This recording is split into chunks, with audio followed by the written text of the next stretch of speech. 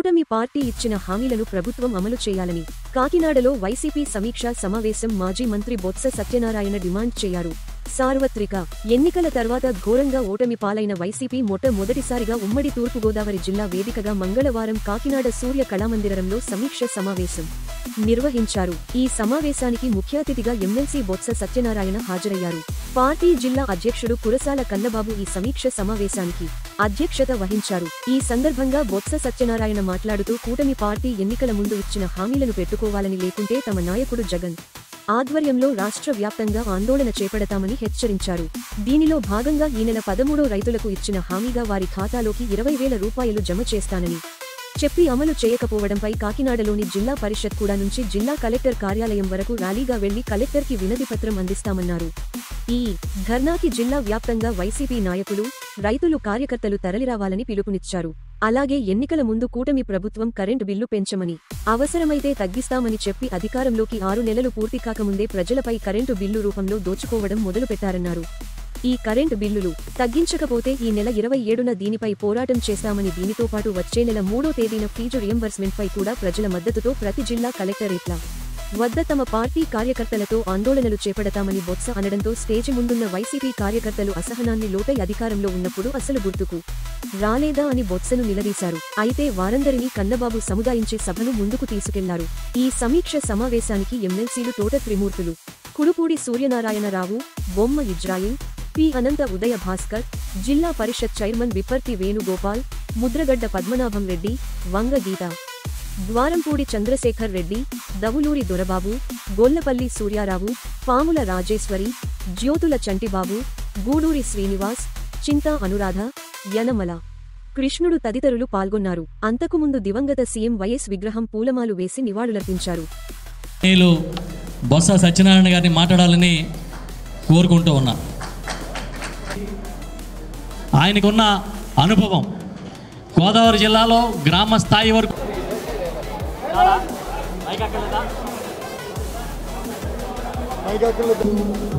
ఉమ్మడి తూర్పుగోదావరి జిల్లాకు సంబంధించి మా పార్టీ సమావేశాన్ని పెద్దందరితో కలిసి జరుపుకున్నాం. ముఖ్యంగా జిల్లా పార్టీ అధ్యక్షులు, అధికారంలో ఉన్న మా ఎమ్మెల్సీలు, మా జిల్లా చైర్మన్లు, మా మున్సిపల్ చైర్మన్లు, మా జెడ్పీటీసీలు, మా ఎంపీపీలు, మా పార్టీ నియోజకవర్గ ఇన్ఛార్జీలు అందరూ కలిసి అందరూ కలిసి ఇవాళ ఇక్కడ మొదటిగా సమావేశం. దాని ఉద్దేశం ఏంటంటే, ఏదైతే ప్రభుత్వం వచ్చి 6 నెలలు ప్రజలకు అత్యవసరమైన ఏదైతే సమస్యలు ఉన్నాయో సమస్యల పట్ల వాళ్ళు వచ్చి దాన్ని విస్మరించి వాళ్ళని ఇబ్బందులు పెడుతూ ఏ కార్యక్రమాలు అయితే చేస్తుందో, ఎన్నికల్లో ఇచ్చిన మాటను వచ్చి కడతెవిని పెట్టి మోసం చేసి ఇవాళ మళ్ళీ వాళ్ళ ఆర్థిక భారాలు పెడుతుందో దాని మీద నిరసనగా 3 కార్యక్రమాలు చేద్దామని, ఆ 3 కార్యక్రమాల్లో మొదటిగా రైతులకు సంబంధించి విషయాన్ని తీసుకున్నాం. ఎందుకంటే ఈ మధ్యకాలంలో కోతలయ్యే పంట చేతికొచ్చింది. తర్వాత ఆ సమయంలోనే తుఫాను వచ్చాయి, అధిక వర్షాలు వచ్చాయి. ఆ నేపథ్యంలో ఏదైతే మద్దతు ధర ఇవ్వాలో ఆ గిట్టుబాటు ధర నా రైతులకు అందకపోవడం, దాంతోపాటు దళారుల మధ్య రావడం, వాళ్ళు వచ్చి నేను 200, 300, 400 రూపాయలు క్వింటాలు తక్కువగా కొనడము, దాంతోపాటు తడిచిన ధాన్యం మేము కొనమని చెప్పి ఇబ్బంది పెడుతూ వాళ్ళని ఇబ్బంది పెట్టడం, ఈ కారణాలన్నింటి దృష్ట్యా దాంతోపాటు ఏదైతే ఎన్నికల ముందు మరి కూటమి ప్రభుత్వం రైతులకి వాళ్ళు చెప్పిన మాట ఉందో, రైతులకు వచ్చా మరి ఆసరాగా మేము 20,000 రూపాయలు మేము మనందరికీ చేతికి ఇస్తామని చెప్పారు. ఆ దాన్ని ఇప్పుడు 6 నెలలు అయినప్పటికీ కూడా ఏ ఒక్కరికి దాని మీద క్లారిటీ ఇవ్వకుండా, బడ్జెట్లో దానికి వచ్చి కేటాయింపులు లేకుండా, దానికోసం ఇది మాట వలస కూడా చెప్పకుండా ఇప్పటికే ఒక పంట అయిపోయింది, 2వ పంట వేసుకునే స్థితికి వచ్చింది. వాళ్ళకి వచ్చి రుణాలు తీసుకొని అప్పుల పాలు అయిపోతున్నారు. పంటకి వచ్చి గిట్టుబాటు ధర ఇవ్వట్లేదు. ఈ నేపథ్యంలో వాళ్ళకి ఎప్పుడు ఇస్తారు? 20,000 రూపాయలు ఇప్పుడు లోపల వాళ్ళకి అందిస్తారు. దానికి క్లారిటీ ఇవ్వాలి, దానికి డేట్ని చెప్పాలి, దాన్ని ప్రభుత్వం మీద ఒత్తిడి తీసుకురావడానికి దాని మీద కూడా మరి కలెక్టర్ గారికి రిప్రజెంటేషన్ ఇవ్వాలని పార్టీ నిర్ణయించింది. వీటన్నిటితో పాటు గత 5 సంవత్సరాలు వైసీపీ పార్టీ ప్రభుత్వం ఉన్నప్పుడు జగన్మోహన్ రెడ్డి నాయకత్వంలో రైతుకి ఇచ్చే పంట ఇన్సూరెన్స్ మేము వచ్చి ఉచితంగా రైతు తరపు వచ్చి ప్రభుత్వమే కట్టింది. దాంతోపాటు ఇది చేసాం, ఏది క్రాప్ ఇన్సూరెన్స్ చేసాం. ఏ కలామిటీ వచ్చినా సరే రైతుకు వచ్చి డైరెక్ట్గా వెంటనే ఆ చేతులు మారకముందే వాళ్ళకు వచ్చి ఇన్సూరెన్స్ని లేకపోతే ఎక్స్ట్రేషన్ని ఇచ్చే నేపథ్యం. కానీ ఇప్పుడు కాదు, ఇప్పుడు రైతే కట్టుకోమని చెప్తున్నారు. రైతుకు వచ్చి వాళ్ళకి ఇస్తున్న మదుపుకి ఇస్తున్న పెట్టుబడి సాయం ఇవ్వట్లేదు, దాంతోపాటు గిట్టుబాటు ధర ఇవ్వట్లేదు, మళ్ళీ పైపెచ్చు ఇన్సూరెన్స్ కూడా వారి మీద భారం తీసుకొస్తున్నారు. కాబట్టి ఆ విధానాన్ని మార్చి ఉచితంగా ఇన్సూరెన్స్ని ప్రభుత్వమే చేపట్టాలని దాని మీద కూడా కలెక్టర్కి వచ్చి 13వ తారీఖు నాడు మన అందరం కలిసి వెళ్ళి జిల్లాలో ఉన్న ఇది కాకినాడ జిల్లాలో, అలాగే అమలాపురం జిల్లాలో, అలాగే రాజమండ్రి జిల్లాలో ఉన్న అందరూ పెద్దలు, కార్యకర్తలు, రైతులు అందరూ కలిసి కలెక్టర్కి వచ్చి వినతిపత్రం ఇవ్వాలని మరి నిర్ణయించాం. దానికోసం ఈ సమావేశం ఏర్పాటు చేశాం. వీటితో పాటు 27వ తారీఖు నాడు, ఈ నెల 27వ తేదీన ఎన్నికల ముందు వచ్చి కరెంటు ఛార్జీలు మేము పెంచాం, నాణ్యమైన కరెంటు ఇస్తాము, 1 పైసా భారం పడనేయము, ఇంకా అవసరమైతే తగ్గిస్తామని చెప్పి మరి మోసపూరితమైన మాటలు చెప్పారు తెలుగుదేశం పార్టీ పెద్దలు. ఆ తెలుగుదేశం పార్టీతో పాటు కూటమి పెద్దలు.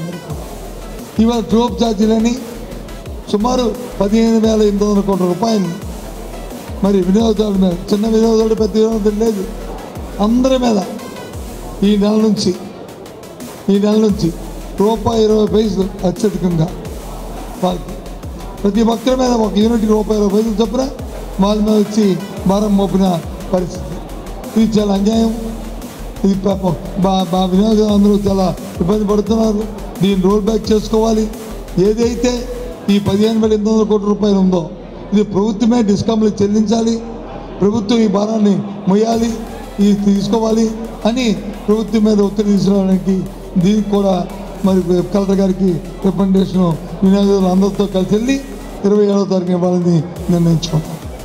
దాంతోపాటు జనవరి 3వ తారీఖు నాడు, జనవరి 3వ తేదీ నాడు వైసీపీ ప్రభుత్వం ఉన్నప్పుడు 1 క్వార్టర్ కానీ పూర్తయితే చదువుకున్న విద్యార్థుల తాలూకా ఫీజు రింబర్స్మెంట్ ఇచ్చేది. వెంటనే 2వ క్వార్టర్ వచ్చిన లోపల ఆ క్వార్టర్ తాలూకా డబ్బులు రిలీజ్ చేసేవారు. కానీ ఇప్పుడు 3 త్రైమాసికాలు అయిపోయాయి, అయినా సరే ఇవ్వట్లేదు. కళాశాలకు వెళ్తే వాళ్ళు ప్రైవేట్ యాజమాన్యాన్ని నువ్వు డబ్బు కడితేనే పరీక్ష కూర్చోబెడతావు, లేకపోతే టీసీలు ఇస్తామని చెప్పిన పరిస్థితి.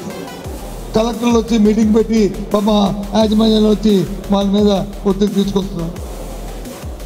కొన్ని యాజమాన్యాలు వచ్చి వింటున్నాయి, కొన్ని యాజమాన్యాలు వినట్లేదు, ఇబ్బంది పడుతున్నారు. ప్రజలు వచ్చి విద్యార్థులు వచ్చి బాధపడుతున్నారు.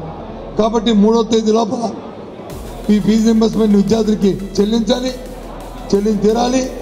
లేకపోతే దాని మీద 3వ తారీఖు నాడు మళ్ళీ దాని మీద ఒత్తిడి చేయడానికి మళ్ళీ కలెక్టర్కి వచ్చి దాని మీద వినతిపత్రాలు ఇవ్వాలనేది నిర్ణయించుకున్నాం.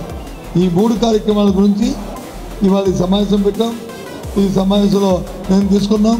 అది వచ్చిన ఇన్ఛార్జీలు, వచ్చిన ప్రజాప్రతినిధులు అందరూ కూడా కలిసికట్టుగా అందరూ మరి కలెక్టర్ దగ్గర టైం తీసుకొని వారికి వినతిపత్రాలు ఇస్తామని చెప్పిన విషయాన్ని మీ ద్వారా ఈ జిల్లాలో ఉన్న రైతాంగానికి, విద్యుత్ వినియోగదారులకి, అలాగే విద్యార్థుల తల్లిదండ్రులందరికీ కూడా తెలియజేస్తున్నాం. వారిని కూడా పాల్గొనమని రిక్వెస్ట్ చేస్తున్నాం ఈ కార్యక్రమం. అది